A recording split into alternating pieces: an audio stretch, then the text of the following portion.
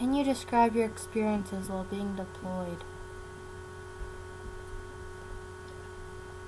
Just long days, little sleep. You know, being on alert all the time. You know, waiting for like mortar attacks on a daily basis. You know, just being aware of that, being aware that a lot of people don't want us in their countries. Yeah. Okay, were you able to meet the people of Iraq or Afghanistan? Um, in Iraq, a few. Afghanistan, not so much. A few here and there.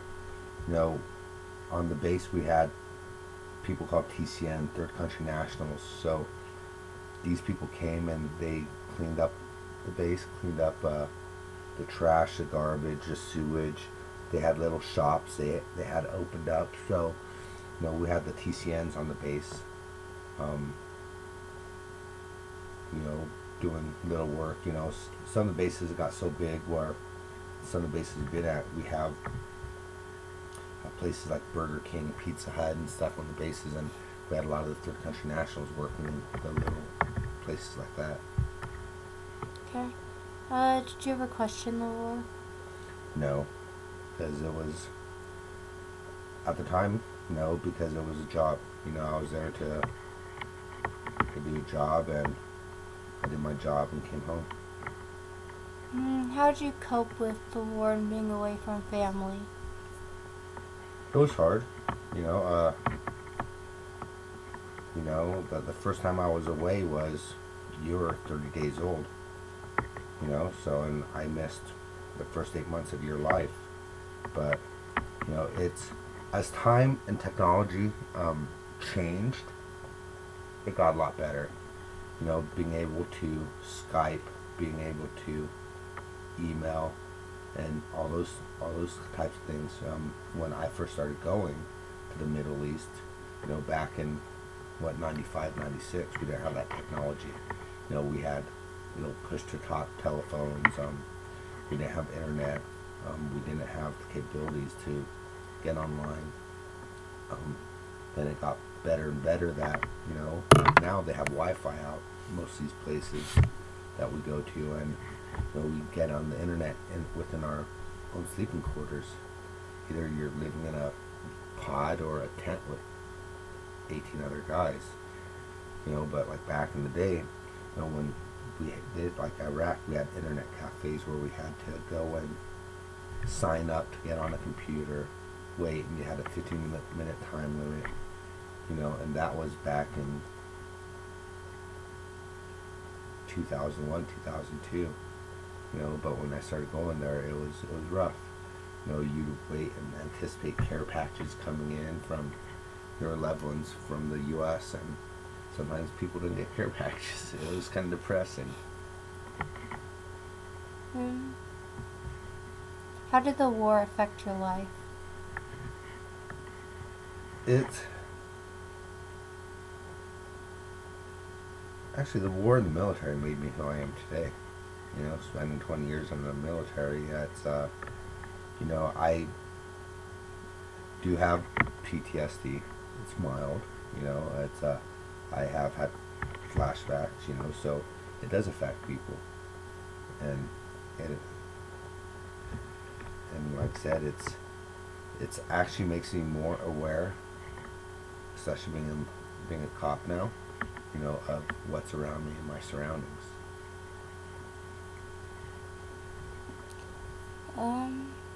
Do you think the war could have ended? No. Just like the stuff going on right now. The Obama administration pulled majority, what, 95, 98% of the troops out of Iraq. Which I think was good and bad. It was good to get some of our soldiers home, but they pulling people out of Iraq increased the soldier count in Afghanistan. So then you have ISIS now, which trying to take over Iraq, and we're having so many issues with ISIS. You know, I think if we were to stayed over there, you know, have some sort of presence known there, you know, it wouldn't be the way it is right now. You look at the Korean War, Korean conflict, you know, and different wars through time, we have always sustained relations and bases within these places. You know, we have multiple bases in Japan. We have multiple bases in Korea. You know, we're there. You know, not only assisting them, but as a kind of a show of force, telling the other countries, you know, we're here. And just like Vietnam never really ended. You know, it just kind of stopped. You know, look how long a lot of these like Vietnam lasted. Look how long the Cold War lasted. You know, I don't think, and now the mentality of the Muslims and the terrorists out there, and you know, their divine faith in Allah. You know, I don't think it would ever end. You have mothers, you know, strapping bombs to their kids, suicide bombers. You have men, women, children suicide bombing. You have, you know, it's really a dirty war out there. Describe a day in the life during the war. A day in the life. Yeah. It just really depends. You know, we sometimes we're scheduled 6 days a week with one day off. You know, a lot of times it was we would work 7 days a week. Typically 7 days, 12 hours. Those days where the days got long. Those days I worked 18-hour days out there. You know, so you wake up and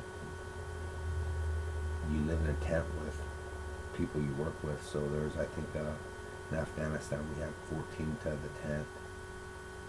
So you have to be kind of aware of what's around, because you know, you're not all working at the same time, but you're all living together. You know, you're working around the clock, 24/7 out there. So you wake up, you walk over to either a shower tent or a trailer with a shower. You know, you get cleaned up, shave, go to work, put on your uniform, go to work all day, come back home, you know, get cleaned up, put on another uniform, your physical training gear, because that's all you could wear. Well, now it's all we could wear. You know, back in the day we could wear whatever off duty, but now it was just military uniforms, and that was it. I'll go at home, change. Maybe sometimes if I have some extra then we go eat dinner. Then sometimes like go watch a little bit of TV, get on the internet, you know, or go to bed. You know, and that's how it was now. You know, or you hit the gym. You know, hit the gym hard. So every trip I went to the Middle East, and that's all I do: eat, sleep, work, and go to the gym. But you know, like now, like I said, technology is changing, so it's changed so much through the years. I remember my first trip to the Middle East. You know, we'd wake up, I'd meet up with the rest of my unit. I was a young two-striper at the time.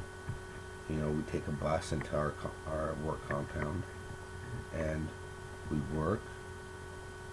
We were pretty much confined there until everyone was done with working. We'd jump in the bus, take it back to our living compound.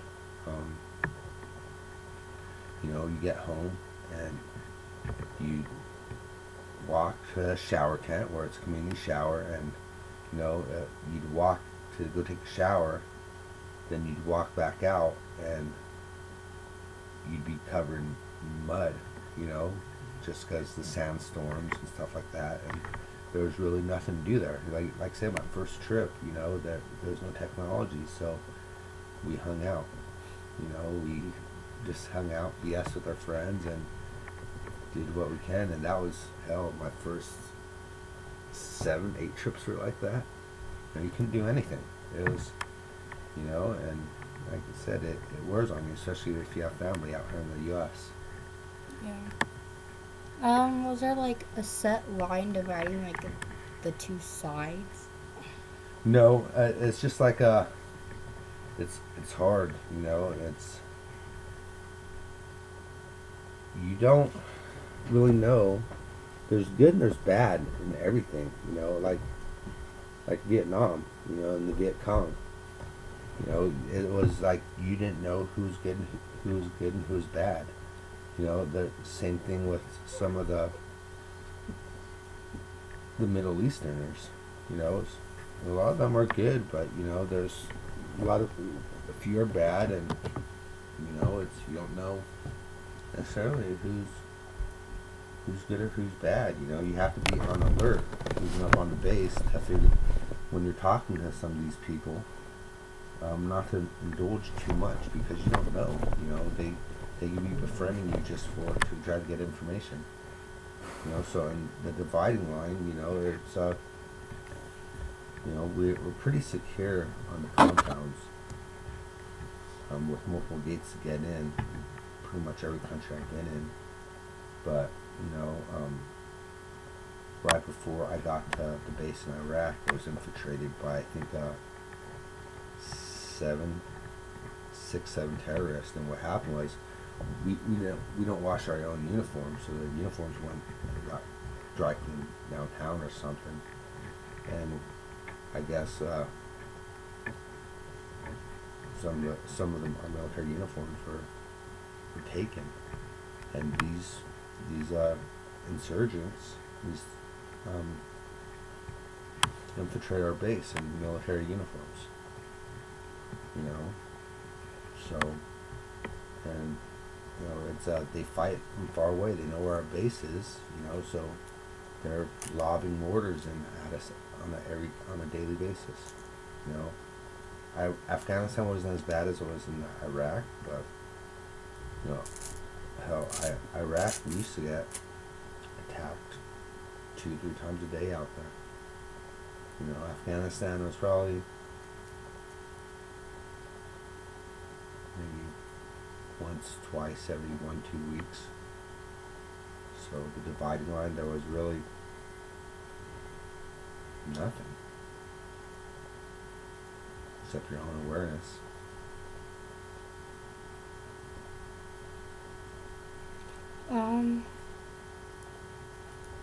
In Afghanistan and Iraq, who's the war against? It was, like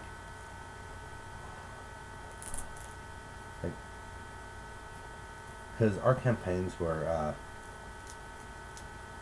what, OIF, Operation Iraqi Freedom, and there, it's they're initially under the dictatorship of Saddam Hussein, and that's really where it all started back in the early 90s. And we were really there just trying to help them get their freedom, help them sustain a life again, and it was, but like you said, you have people that still want to try to control, and that's like everything, it's not necessarily you're in a war against a country, just like any war, the war with the Soviet Union, the World War I, World War II, whatever, like you have these leaders like Stalin, Hitler, and stuff that people are working for and that they're obeying. So it's just like us. We work for the president. We go there, we're following orders. These people are the same way. You know, they're following their leaders' orders from Stalin to Hitler to I can't even think of any more offhand. You know, so it's I don't think it's necessary the war is with like we're in Iraq. I don't think it's with the Iraqis. You know, it was with the people, you know, that are trying to take over Iraq and take over the things out there. You know, in Afghanistan, like Operation Iraq, we had Operation Iraqi Freedom, and we had a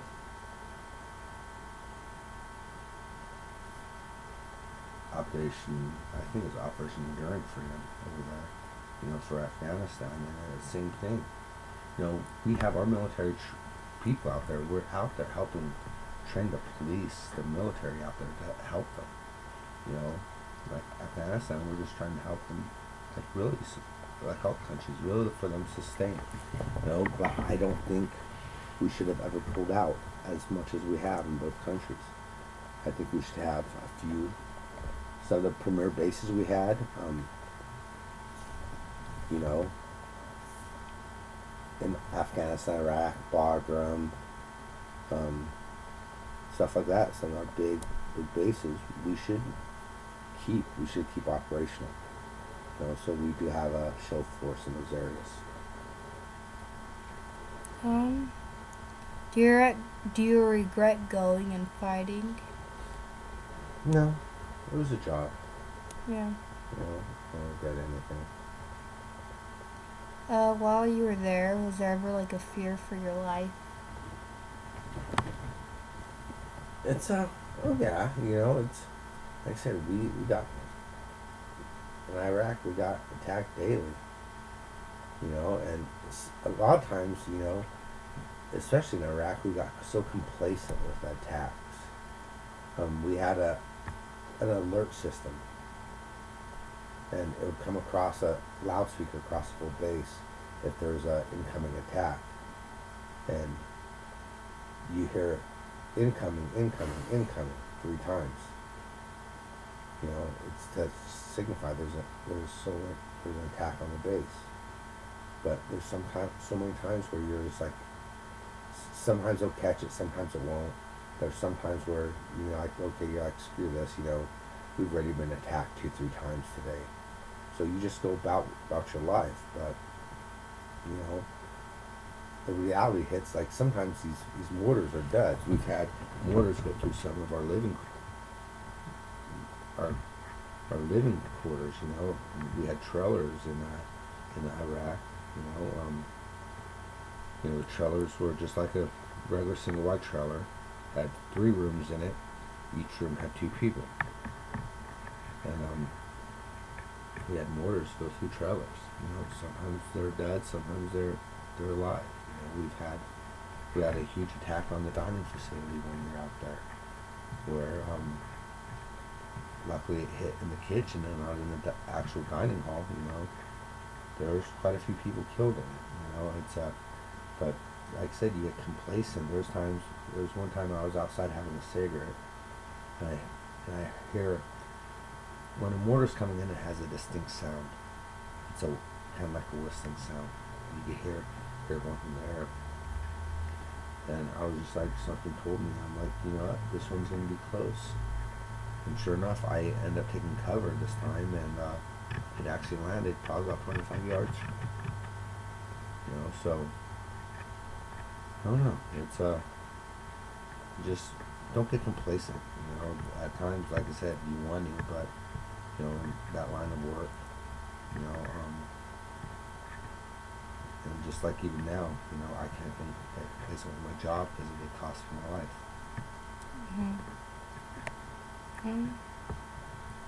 How was the land and weather like? Was it like flat land, just shooting at people? Actually, Afghanistan, it's we're in a valley. Afghanistan, it's people think Middle East, it's the desert, you know. Actually, I was in Afghanistan. It snows. You know, I have a picture of me in the snow in Afghanistan, carrying my rifle. You know, it's Actually, the year I was in Iraq was the first time it snowed in 80 years. One of the times I was in Iraq. It was kind of cool. But, it's Afghanistan isn't so bad. You go to countries like um, Saudi Arabia, um, Jordan, Iraq, things like that, and you have to deal with the sandstorms. And these sandstorms come, like Iraq was bad, these sandstorms come out of nowhere, you know, and they come and you can't see 5 feet in front of you. I'm driving around all our different hardened shelters in Iraq, and you can't even see. Our planes are grounded because we can't launch them. And it comes, and sometimes they'll stay over us for hours. There's like the pictures you see on the internet where you see a wall of just dust coming towards like one of the bases. That shit's 100% real. Mhm. And it's crazy. We're wearing goggles. Goggles. Our faces are covered. Just keep the dust out of us. And it's then you deal with not only that out there, you deal with the burn pits too. It's all our trash. You take to, well, back in the day, we just had, I think they're doing incinerators now because there's been so many people affected by the toxins. They took everything and just burned it. In Iraq, I was at a trauma one base. We had a trauma one hospital, so everyone from the whole, like everywhere that was injured, whatever, good, bad, nationals, whatever, they'd get flown to the base and like say they're missing, like they had to amputate a leg off one of these guys. These body parts are going in the burn pit too. Everything's getting burnt out there. So, but like, was it flat? Whatever. It really depended on where you were. Mhm. There's times where, I was in UAE. UAE's kind of like it's it's kind of, I don't think UAE's an island. It might be a little island out there, but there's water all around you. Jordan, it's flat, barren. Iraq was flat and barren, but it just depends on where you were. Saudi Arabia is really flat. You know, um, but there's places like there's mountains. It's just really just like here. You have your flatlands, you have your mountains. Um, what's one thing you want civilians to know about what's going on there? Civilians. The problem with civilians is, especially if they haven't been in the military, haven't lived that lifestyle, don't know what we're going through. Um, I hear people that do support the military talking about we don't get paid enough, whatever that is, it is what it is. But being with civilians, they got to realize we're out there doing a job. Yeah, we enlisted, either we enlisted or we got commissioned in the service, and we chose that lifestyle, and we chose it because of,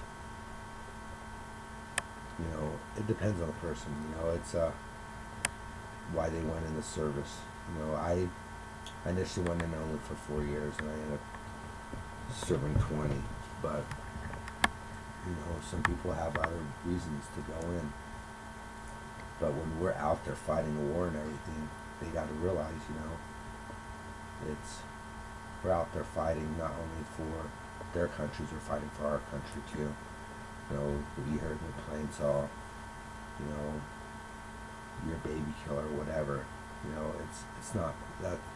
It's not about that. It's we're out there doing a job. We're out there helping. And if it comes down to the fact of me fighting and staying alive and coming home, that's what it's going to be. It's just like my job right now, you know. You hear the complaints. Well, why couldn't you just shot him in the arm, shot him in the leg? Why'd you have to kill him? Why couldn't you use your taser? You know, same thing. If it comes down to me coming home, coming home to my family, that's what it's gonna be. You know, it's a job. And you know, I did my this country 20 years, not only overseas but at home. A lot of Americans still that think about the war are the ones that happen to forget of 9/11. Mm-hmm. You know, these people, you know, they forgot we were attacked on home soil. You know, by terrorists and insurgents and everything. You know, they weren't here packing an hour after that second tower went down. You know, I was. Yeah. You know, I was packing a bag and getting ready to leave. You know, that was before the Pentagon was hit. You know, immediately after that second tower, you know, I got a phone call telling me to pack. You know, people, I don't know. I think if you haven't lived that lifestyle, you know, you just don't know. So there's really nothing to say, you know, to the civilians. You know, it's like I'm going to go on a tangent here. Westboro Baptist Church. That's a congregation that goes around protesting our soldiers, sailors, and Marines and airmen coming home that have died in battle. These are the ones that are going and ruining funerals. You know, talking about how it's evil what we're doing, whatever their tangent is. But you know, like I said, we're out there doing a job. You know, it's yeah, we have freedom of speech in the U.S., but you know, just shut the hell up. You know, and if you wanna, you could complain after you've been there. Yeah. And that's what I'm thinking. You know, go there for a tour, and then come back and see if you're gonna complain or not. What started the wars out there? You know, I'm not. You know, the only thing, like with Iraq and everything, it's Saddam trying to push north and trying to take over other territories for oil. From what I hear, you know, they always say it was oil back in the day. No, I don't necessarily know. Mm-hmm. You know, so Saddam trying to push north for oil.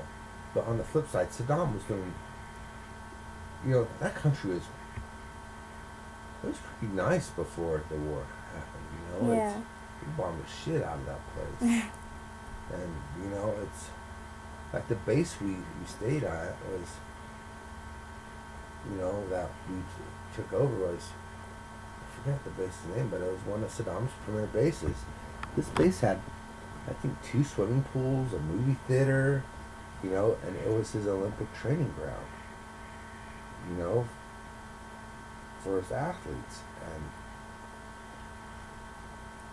it was really nice. But, you know, then, you know, figure Saddam's trying to go north, trying to infiltrate, you know, we pushed them. You know, the other countries, they start a little war, whatever, we go assist them, whatever, you know, and then you hear stories about genocide and everything. So I'm not even 100% sure, but I know before we went into Iraq and Afghanistan, we were in other countries. Not before, you know, we had the Gulf War or whatever, you know, so had the Gulf we had the Gulf Wars and stuff. So we go over there, do what we need to do. Then we went and we had a no-fly zone. So typically we had troops up in Turkey, we had troops in Saudi Arabia, and we would fly, send jets up, and we'd fly around the clock and enforcing a no-fly zone. So we're enforcing these other countries from jets taking off and going towards other countries, I forget what parallels they were. It's been so long. So, but yeah, we did that for years, enforcing Northern Watch and Southern Watch. That's what they're called. Enforcing these no-fly zones and stuff. And finally, after years of spending time in Turkey, Saudi Arabia, we ended up going into Iraq and Afghanistan. But we have bases everywhere, like Kyrgyzstan. Hell, I never even heard of this country before I go to the military. Like, where the hell's Kyrgyzstan? I'm in Kyrgyzstan, it's cold. Like, yeah. These countries, UAE, never heard of UAE. United Arab Emirates, before I came to the military, I've been to UAE 2-3 times. Everyone knew Saudi Arabia. No one really knew Iraq before the 90s. Iraq, Afghanistan, Pakistan, UAE, Jordan. I never knew Jordan. I've been there twice now. Hell, I can't even remember all the other countries I've been out there. Iraq twice, Afghanistan once. I don't know. Life goes on. I'm out now. What is advice you would give to soldiers that are there? Another question? Yeah, to me.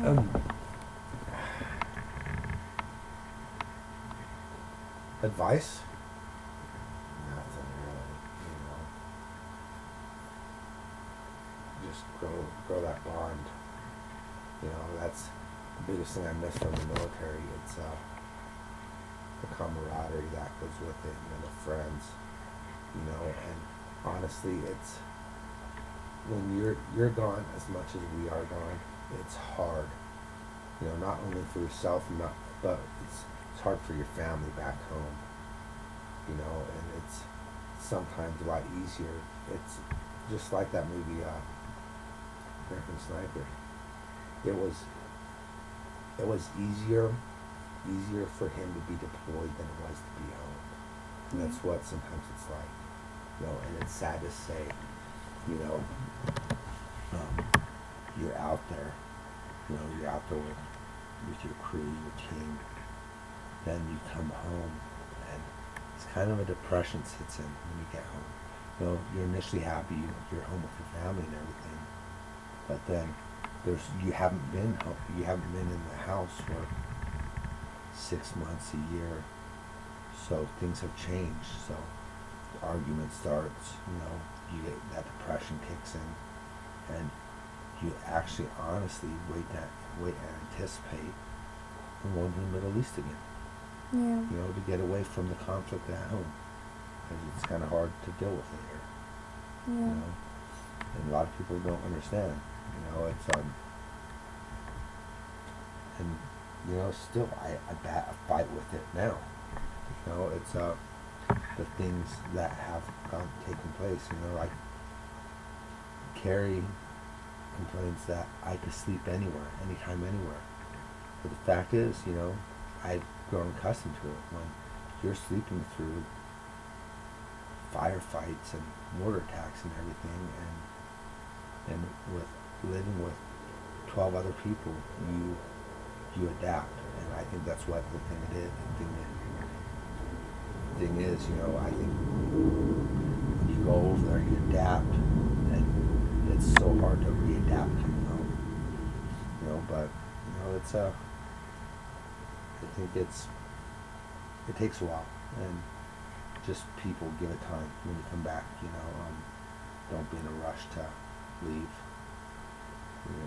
Go back again, and give that little extra effort when you do come home. The fighting's gonna be there. You're gonna have issues with the family at home, but just put an effort in to try. Before you do go back. Yeah. Anything else? No. Okay. We went home.